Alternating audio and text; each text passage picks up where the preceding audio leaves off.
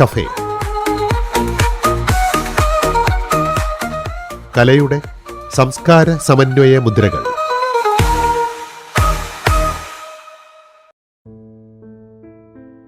ചില ചിത്രങ്ങൾ നമ്മൾ കാണുന്നു, ചില ചിത്രങ്ങൾ നമ്മളെ കാണുന്നു. കാലം കടന്നു പോകുമ്പോൾ പല കാഴ്ചകളും ഓർമ്മകളായി മാറുന്നു. പക്ഷേ ചില ചിത്രങ്ങൾ അങ്ങനെ മാഞ്ഞു പോകുന്നില്ല. ഒരു കാലഘട്ടത്തിന്റെ ജീവിതം, ഒരു സമൂഹത്തിന്റെ സ്വപ്നങ്ങൾ, പറയാതെ പോയ കഥകൾ, ചരിത്രത്തിന്റെ അരികുകളിലേക്ക് മാറ്റി നിർത്തപ്പെട്ട മനുഷ്യരുടെ ജീവിതം, ഇവയെല്ലാം ചിലപ്പോൾ ഒരു ചിത്രത്തിനുള്ളിൽ ബാക്കി വരും. അത്തരത്തിലുള്ള ചിത്രങ്ങളിലേക്കും അവയുടെ പിന്നിൽ മറഞ്ഞിരിക്കുന്ന സാമൂഹിക ജീവിതത്തിലേക്കും നമ്മളെ കൂട്ടിക്കൊണ്ടുപോകുന്ന ഒരു പ്രത്യേക ആർക്കൈവൽ പ്രദർശനമാണ് a line left in the margin, the social life of images in Kerala. August 8 മുതൽ 15 വരെ കോഴിക്കോട്ടെ കേരള ലളിതകലാ അക്കാദമി ആർട്ട് ഗാലറിയിൽ നടക്കുന്ന A line left in the margin, the social life of images in Kerala എന്ന ആർക്കൈവൽ പ്രദർശനം ക്യൂറേറ്റ് ചെയ്തിരിക്കുന്നത് അമലു ആണ്. വിവിധ കാഴ്ചപ്പാടുകളിലൂടെ കേരളത്തിലെ ചിത്രങ്ങളുടെ സാമൂഹിക ജീവിതത്തെ സമീപിക്കുന്ന പ്രോജക്ട്സ് ആണ് ഇവിടെ അവതരിപ്പിക്കുന്നത്. കവിത ബാലകൃഷ്ണൻ, അമലു, സീത, ഹന്ന അമീൻ, ജയ PS, ജലജ PS, മുന്തിരി എന്ന ഷാജി കെ ഇട്ടിയാവിര എന്നിവരുടെ പ്രോജക്ട്സ് ആണ് പ്രദർശനത്തിൽ ഉൾപ്പെടുത്തിയിരിക്കുന്നത്. ആർട്ട് കഫേയിൽ ഇന്ന് A line left in the margin, the social life of images in Kerala എന്ന ആർക്കൈവൽ പ്രദർശനത്തെക്കുറിച്ച് സംസാരിക്കുന്നു ക്യൂറേറ്റർ അമലു. നമസ്കാരം, എൻ്റെ പേര് അമലു എന്നാണ്.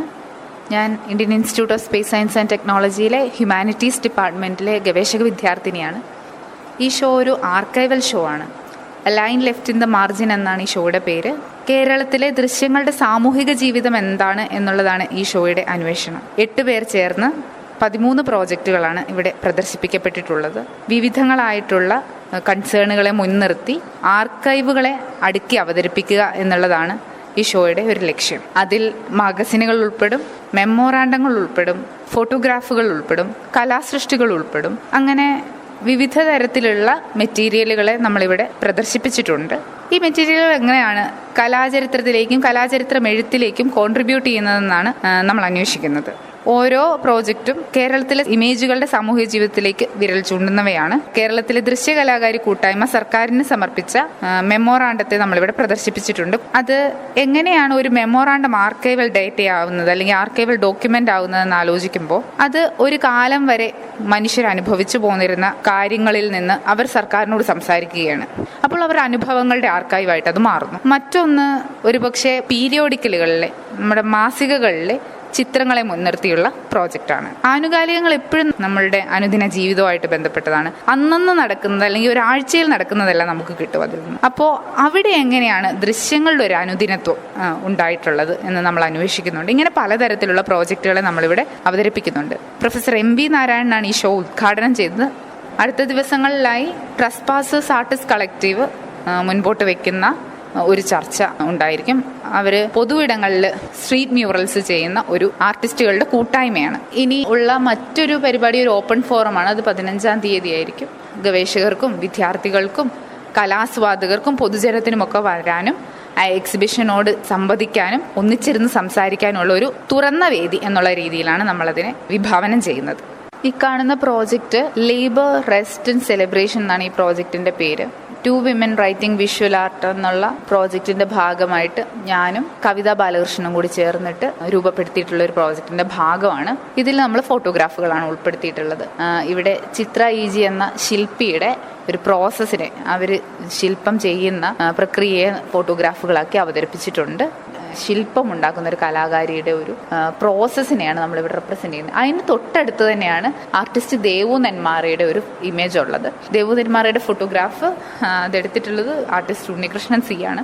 ദേവു നെന്മാറ അവരുടെ വരച്ചു തീരാത്ത പെയിന്റിങ്ങിനടുത്ത് വിശ്രമിക്കുന്ന, ഉറങ്ങുന്ന ഒരു ചിത്രമാണ്. ഇപ്പോൾ ലേബറും റെസ്റ്റും ഒക്കെ അടുത്തടുത്ത്, വിശ്രമവും അധ്വാനവും ഒക്കെ അടുത്തടുത്ത് പ്ലേസ് ചെയ്തിട്ടുണ്ട്. അതിനുശേഷം ഇത് 80കളിൽ, ലേറ്റ് 80കളിൽ 1989 ആ ഒരു സമയത്ത് എടുത്തിട്ടുള്ളൊരു ഫോട്ടോ ആണ് സജിത ശങ്കറിൻ്റെത്. സജിത ശങ്കറിന്റെ സ്റ്റുഡിയോയിൽ കാണാം. സജിത ശങ്കർ വരയ്ക്കുന്നതിന് തൊട്ടടുത്ത് മകൾ കിടന്നുറങ്ങുന്നു.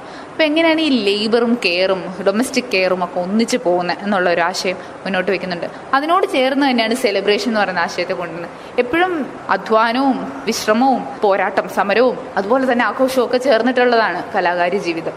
അപ്പോൾ അതിൻ്റെ ഒരു ദൃശ്യം എന്നുള്ള നിലയ്ക്ക് ദൃശ്യകലാകാരി കൂട്ടായ്മ അവർക്ക് കേരള ലളിതകലാ അക്കാദമി പുരസ്കാരം ലഭിച്ച സഹകലാകാരികളോടൊപ്പം ആഘോഷിച്ചതിൻ്റെ കുറച്ച് ഫോട്ടോഗ്രാഫുകളാണ് ഈ ഒരു സീരീസിൽ നമ്മൾ ഉൾപ്പെടുത്തിയിട്ടുള്ളത്.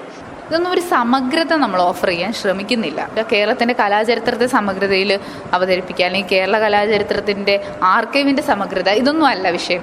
ഇങ്ങനെയും ആർക്കൈവുകളെ നമുക്ക് ചിന്തിക്കാം, ഫോട്ടോഗ്രാഫുകളെ ആർക്കൈവുകളായി ചിന്തിക്കാം. ഒരു ലൈബ്രറിയിലേക്ക് നേരെ കയറി ചെല്ലുമ്പോൾ നമ്മൾ കാണുന്ന അടുക്കി വെച്ചിട്ടുള്ള ബൈൻഡ് ചെയ്ത രേഖകൾ മാത്രമല്ല ആർക്കൈവ്. ആർക്കൈവ് ചിലപ്പോൾ ശരീരമാകാം, ആർക്കൈവ് ചിലപ്പോൾ ഫോട്ടോഗ്രാഫുകളാകാം, പത്രക്കുറിപ്പുകളാകാം, ചിലപ്പം എഴുതിയ ബില്ലുകളാകാം. ഇതൊക്കെ ചരിത്രം സംസാരിക്കും. കണക്കെഴുത്തുകൾ പോലും ചരിത്രരേഖയായിട്ടുള്ള ആർക്കൈവായിട്ടുള്ള സംഭവങ്ങളുണ്ടല്ലോ. നമ്മൾ ചരിത്രം പഠിക്കുന്നത് ഇങ്ങനെയുള്ള ഫ്രാഗ്മെന്റുകളിൽ നിന്നുകൂടിയാണ് എന്നുള്ളൊരു ധാരണയാണ് ഈ പ്രോജക്റ്റുകളൊക്കെ മുന്നോട്ട് വയ്ക്കുന്നത്.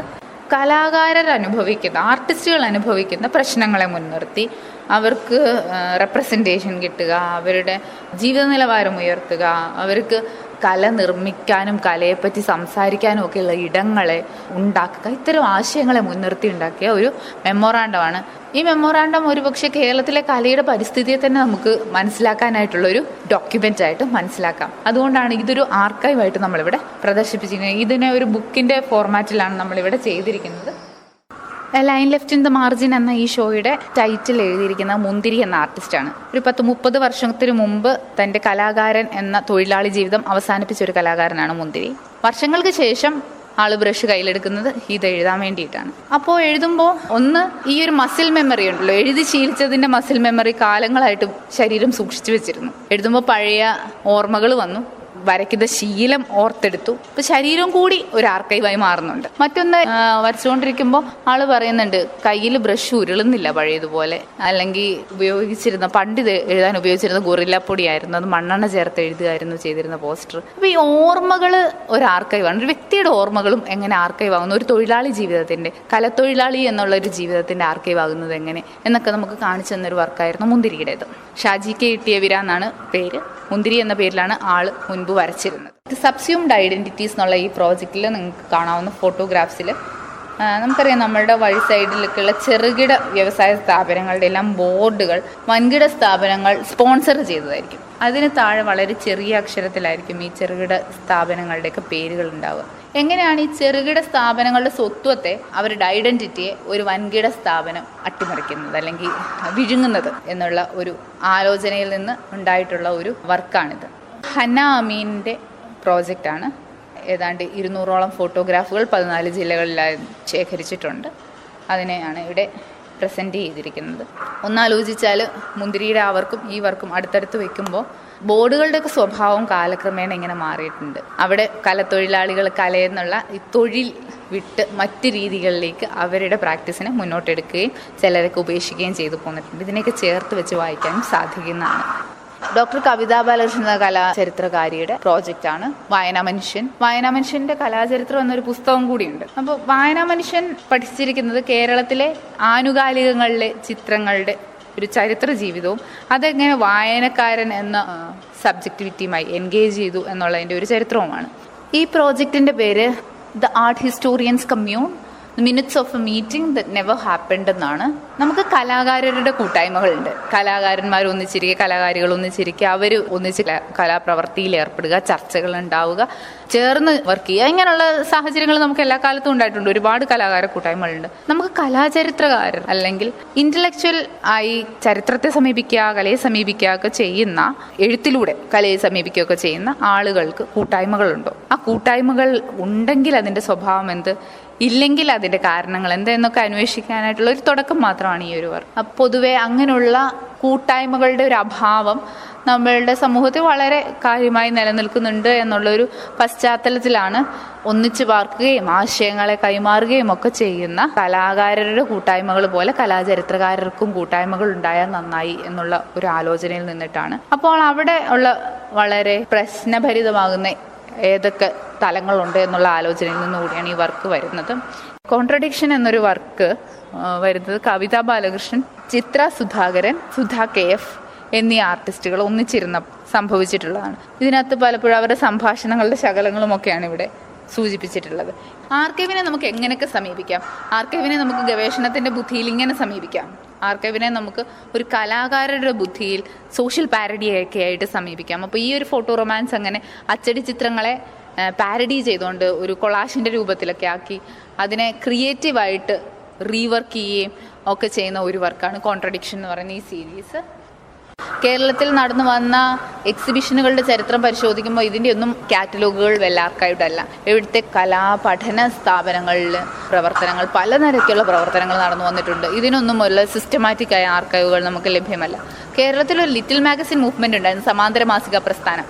ലിറ്റിൽ മാഗസിനുകളുടെ ഒരു സമഗ്രമായിട്ടുള്ള ആർക്കൈവ് നമുക്കില്ല. അങ്ങനെ ആർക്കൈവുകൾക്ക് അഭാവം കൂടിയുണ്ട്. അപ്പോൾ ഇങ്ങനെയുള്ള മിസ്സിംഗ് ആയ ആർക്കൈവുകളെ ആണ് നമ്മൾ ഈ ഇൻസ്റ്റലേഷനിലൂടെ മുൻപോട്ട് വയ്ക്കുന്ന ഒരു ആശയം. ആർക്കൈവുകൾ ഉണ്ടാവുന്നത് പോലെ തന്നെയാണ് ആർക്കൈവുകൾ ഇല്ലാണ്ടാവുന്നതും. ആബ്സെൻസും പ്രസൻസിൻ്റെ ആബ്സെൻസ് ആണെന്ന് നമ്മൾ മനസ്സിലാക്കണം. കേരളത്തിൽ കലാചരിത്രം ഉണ്ടോ? കേരളത്തിൽ കലാചരിത്രം ഉണ്ടെങ്കിൽ അതിൻ്റെ സ്വഭാവം എങ്ങനെയാണ് എന്നൊക്കെയുള്ള ഒരു അന്വേഷണമായിരുന്നു എൻ്റെ ഗവേഷണ വിഷയം. അതിൻ്റെ ഭാഗമായിട്ടുണ്ടായിട്ടുള്ള ഒരു പ്രോജക്റ്റാണിത്. കേരളത്തിൻ്റെ പരിസരത്തിൽ നിന്ന് നമ്മൾ എങ്ങനെ കലയെ എഴുതും എന്നൊക്കെയുള്ളൊരു ചിന്ത കൂടിയാണ്. A line left in the margin, the social life of images in Kerala എന്ന ആർക്കൈവൽ പ്രദർശനത്തെക്കുറിച്ച് ക്യൂറേറ്റർ അമലു സംസാരിച്ചതാണ് ആർട്ട് കഫേയിൽ ഇതുവരെ കേട്ടത്. നിർവഹണ സഹായം അഖിൽ കെ.